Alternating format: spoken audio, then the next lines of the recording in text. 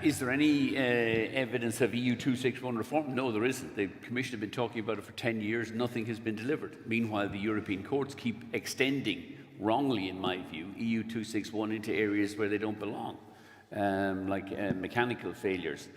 But the fundamental weakness of EU261 is exposed by these air traffic control strikes.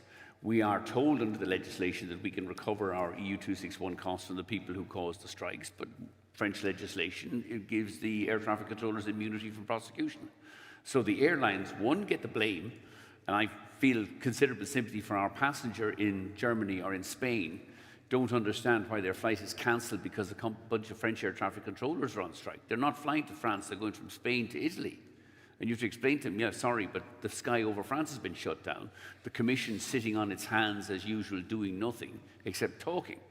And it is so the airlines get the blame for the delays or the cancellations. We have to provide the right to care, and yet we have no way of recovering that from anybody other than our passengers. So we see no evidence of any EU261 reform. Do we think airports are going down the right track? No. Airports trying to restrict flights is another way of airports artificially trying to boost their income. They'll restrict the flights in Heathrow this summer, then they'll say, oh, we weren't able to recover our regulated asset base because our traffic fell, and that means we have to get an increase in our charges next year under the bullshit regulatory regime they operate under. The airlines don't operate under a regulatory regime. Carsten, Eoghan spend billions on aircraft, and yet we don't get to go to some regulator, oh, this is a very risky investment, please let me put up my airfares by 50% for the next 5 years, otherwise I won't buy these aircraft.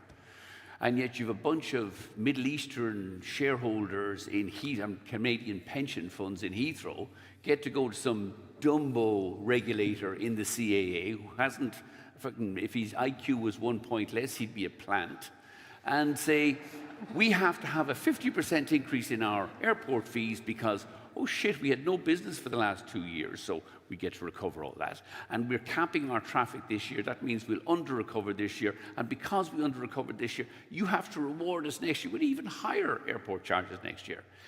You can always tell an airport when it's telling lies. Its lips are moving.